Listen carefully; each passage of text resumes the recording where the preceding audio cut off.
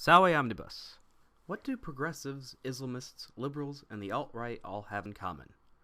They view the West as a monolithic entity, as something that has clearly defined peoples, ideas, and borders.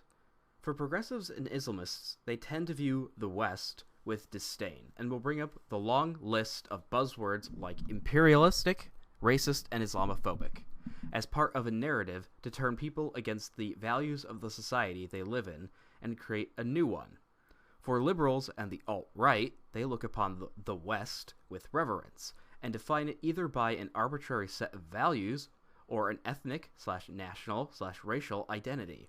Suffice it to say, I think these definitions are not only unable to adequately define the West, but because these groups have contradictory definitions of the West, which show their ideological lenses, and because they leave out places which should be defined as Western by at least one definition, i.e. Russia, Japan, and Latin America, and by simply looking at history, we can see that the West is not a monolith, but like everywhere else in the world, a diverse set of peoples and cultures, but whose unifying traits simply don't fit the narrative.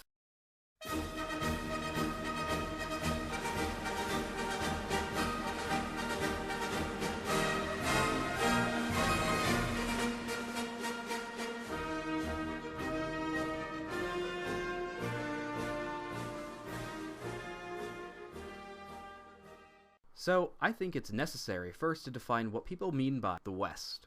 Typically, when people say the West, they are thinking of the following areas: Western, Northern, and Southern Europe, the United States, Canada, Australia, and New Zealand. Some additions can also include places like Israel, Poland, Central Europe, and Finland, but generally the West is defined as countries in Western Europe and the English-speaking world. Now, the narrative starts to emerge based on what the countries are defined as Western. These countries are typically secular, socially liberal, have market-based economies, and are all allied with the United States. Now, of course, this leaves out a number of countries which exhibit some of these traits, but for one reason or another, they do not fit the narrative and are therefore not Western. Now, before we examine these outliers, I want to provide my definition of Western. I define Western as being any society which bases itself upon the Greco-Roman philosophy tradition and the Judeo-Christian religious tradition. One region which is generally not considered Western is Latin America, even though it exhibits the traits of the traditional definition of Western. I don't think anyone can assert that Spain is or was not part of the West, and that it has had a tremendous effect in expanding Western ideas and peoples to two newly discovered continents. The peoples of Latin America speak Spanish and Portuguese, are largely Catholic, and most are of either partial or mostly European descent. By all cultural measures, these people are Western, so why aren't they by liberals or progressives? Well, for liberals, Latin America shows examples of Western countries which are riddled with corruption, violence, and instability. This disrupts the narrative that Western countries are universally prosperous and stable, and so liberals will blame this on perhaps the Catholic superstition or a lack of liberal values. And by doing this, they will throw out the Western ideas that they don't like. Progressives, likewise, can't consider Latin America Western, as it disrupts their narrative that Latin Americans are these oppressed brown people struggling against the evil white man. Latin Americans need to remain a homogeneous group completely cut off from their Spanish ancestry. Despite the fact that you not only had a Mexican government run largely by white people, and instances like the St. Patrick Battalion, where several hundred Irish, French, German, and other Catholic European immigrants defected from the U.S. Army and fought for the Mexicans as an act of Catholic unity. So, from Latin America, we can see countries which culturally and ethnically are more or less European, but they do not fit within the narratives and are thus rejected. Another major example of a place not being considered Western is Russia. Russia seems to be considered this odd Asiatic threat to Western civilization, doomed to exist eternally as an autocracy. This is a short-sighted and ignorant view of history. Prior to the Mongol invasion of Russia in the 14th century, medieval Russia greatly resembled ancient Greece. It was a collection of independent and relatively democratic city-states from Kiev to Novgorod. A common practice in these cities was that the free men of the city would gather around the town bell, the veche, to effect policy. Medieval Russia's economy was largely dependent on trade, and so riverine and coastal cities flourished and had contact with Western Europe, as evident that cities such as Pskov and Novgorod were members of the Hanseatic League, a trading bloc of Baltic trading cities stretching from England to Russia. It wasn't until the Mongol invasion and the subsequent consolidation of Russia by the autocratic state of Muscovy in the 15th century that Russia lost contact with the rest of Europe. Yet despite this, Russia has produced individuals and inventions on par with Germany, Britain, or France.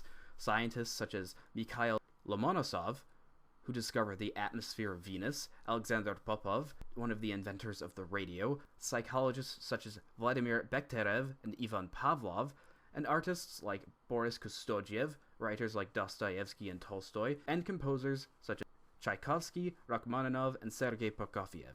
My point here is that with so many cultural and scientific figures based in the Western tradition, you cannot say that Russia is not a culturally Western nation that not only copied Western ideas, but greatly added to the culture. The problem, of course, is the narrative.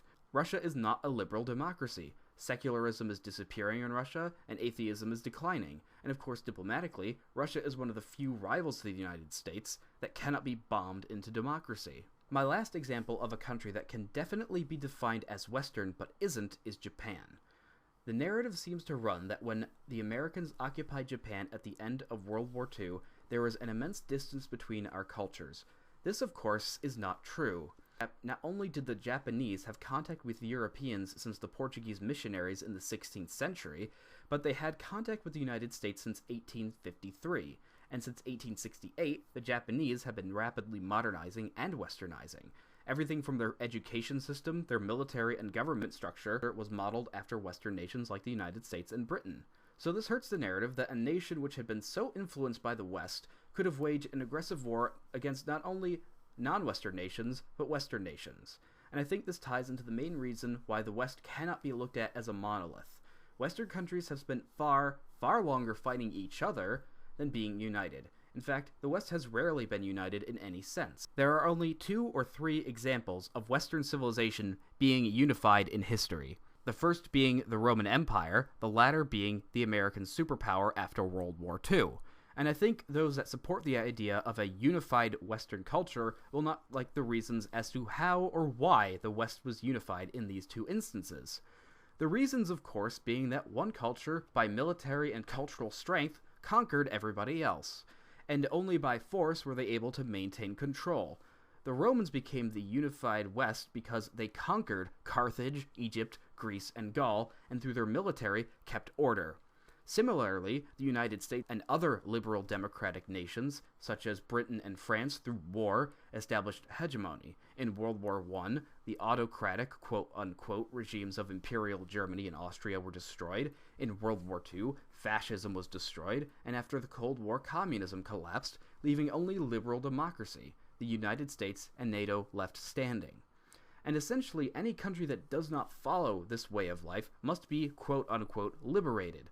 So it makes sense that liberals view the West in terms of liberal values, as any other value system in Europe has been stamped out, or in the case of Russia, simply ejected from the definition. So what's my point here? Have I just come to bash the West as being imperialistic like the progressives? Well, while I do oppose what the Allies did in World War I, this should just be seen as a matter of consequence. Much like how a Roman citizen would think of the West, quote-unquote, as being defined by the Empire, so would an American or Westerner think of the West as being defined by liberal democracy. And my issue with this is there is a far more historically constructive, accurate, inclusive, and agenda-free definition of the West that most people in between these 2 periods, 1,500 years, would agree with. That the West can be defined as societies which base themselves upon a Greek and Roman philosophical tradition, and the Judeo-Christian religious traditions. Essentially, a Western society holds Aristotle and Jesus as their most influential figures, and this doesn't mean that only one system of government is correct. Imperial Germany and Great Britain in the 19th century both considered themselves Western and had a different government. And I can think of one other period of Western history where you did have unity, at least for a short period of time, but unlike the Romans or modern America, its foundation of power was not military force, but faith. The Holy Roman Empire of Charlemagne can be held up as an example of a unified West, quote-unquote, that did not have to rely on pathological militarism, but on the strength of Christianity. The empire was greatly decentralized under feudalism, but there still was a sense of unity in Christendom. There was an entity which was Western but didn't need to rely on military conquest like the Islamic caliphates or the Romans.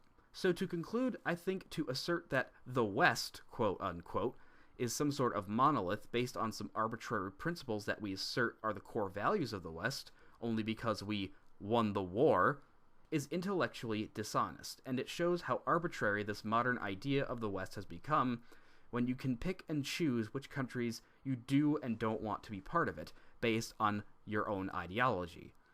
In contrast, I think the traditional definition I laid out gives us an organic definition formed by centuries of history and by blending the Christian and ancient traditions. Diabana.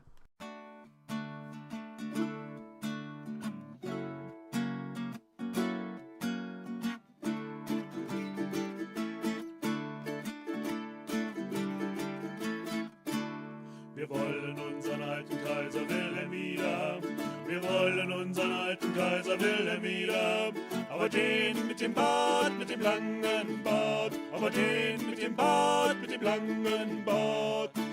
So schwärmten unsere Eltern von der guten alten Zeit. Sie liegt so fern und weit, die alte Kaiserzeit.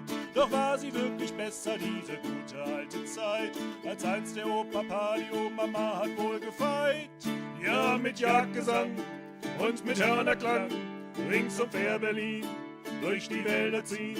Ja, mit Jagdgesang und mit Hörnerklang, ritt die Oma mit dem Opa. Doch sie hielten an und küssten sich, sonst wären wir